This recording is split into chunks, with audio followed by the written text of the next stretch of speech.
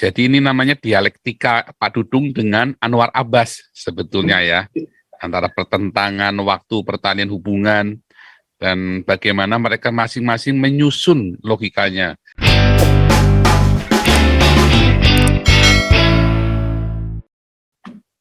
Tapi gini Pak Paul, kalau saya lihat sih, kalau kita bicara di sini kan sebenarnya membandingkan dua orang ini yang berbicara. Satu si Pak Tua ini, yang satu lagi Pak Jenderal kan, Dudung kan.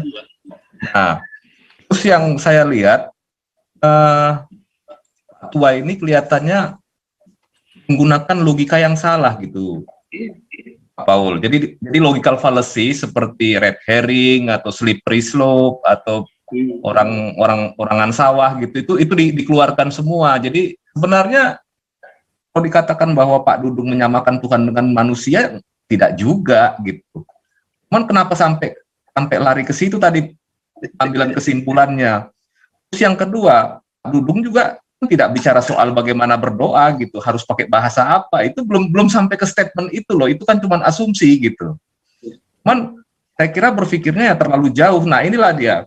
Nah, yang akhir-akhir ini juga yang sedang ramai dibicarakan, masuk di perguruan tinggi ya, masalah kekerasan seksual terhadap wanita.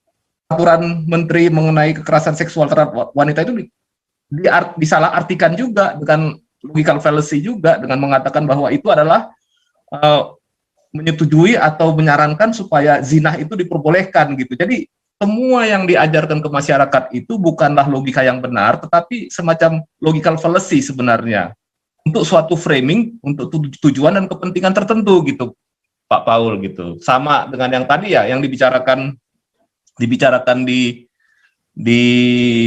channel Susu Kuda juga gitu.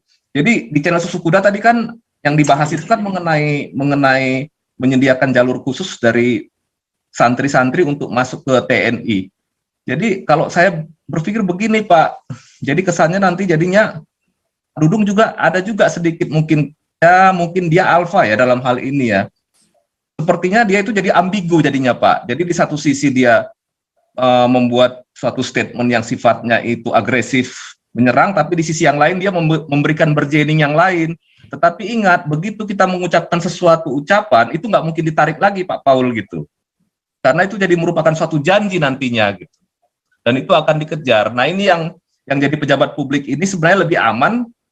Kalau menurut saya ya, jangan terlalu banyak mengeluarkan statement yang sebetulnya itu kadang-kadang nanti akan berpengaruh kepada produktivitas kerja kita gitu. Itu aja Pak Paul gitu. Terima kasih. Bagus ya. Jadi ini namanya dialektika Pak Dudung dengan Anwar Abbas sebetulnya ya, antara pertentangan waktu pertalian hubungan dan bagaimana mereka masing-masing menyusun logikanya. Cuman balik lagi, tetap saya nggak setuju ya. Tadi Pak Dudung bilang mau rekrut TNI dari santri, itu saya nggak setuju ya. Jangan dinolkan lagi menurut saya tadi. Jadi yang dibahas di tempatnya Pak Susu Kuda tadi sebenarnya cukup menarik ya. Cuman sekalian kita rangkum di sini. Sekalian kita rangkum aja sekalian. Makanya tadi Susu Kuda saya biarkan mikrofonnya tetap menyala tadi supaya bisa membahas juga. Dan memang blunder ya. Si Anwar Abbas ini memang sedang blunder karena ada banyak tekanan-tekanan dan sebetulnya Anwar Abbas ini bisa dipenjara. Ya. Kalau zaman saya lagi nggak bener dulu, berapapun kita cari pokoknya dia masuk. Masalah dia nanti pengadilan menang, nggak urusan, yang penting masuk dulu. Kalau saya mah begitu dulu ya, bayarin berapapun pokoknya. Jengkel lah, itulah kalau musuh-musuh sama orang-orang gelar kasu berapapun, ngeri ya, ngeri. Tapi memang orang ini memang kurang ajar sekali. Orang si Anwar Abbas ini sebetulnya dia sedang memancing, sedang membuat satu framing ya, logika Islam ya, semua definisi itu adalah tentang Islam yang diframingan kepada orang lain ya. Dan itu yang dibilangkan, wah tadi kan dia bilang kan, wah itu ada satu agama tertentu yang bilang Tuhan orang tertentu, bukan Tuhannya orang lain. Siapa bilang? Saya ngerti yang dia maksud ya, tetapi itu pun salah. Dia bodoh sekali. Justru di dalam Al-Quran lah yang disebutkan Tuhannya orang Arab.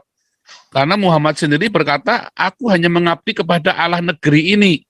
Ya, dan tidak diutus seorang nabi kepada kaumnya selain dengan pakai bahasanya. Artinya memang Islam itu hanya buat Arab saja. Karena juga dengan bahasa Arab. Beda dengan kekristenan.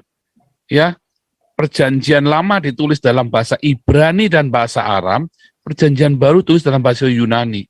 3 bahasa ini mewakili bahasa di seluruh dunia.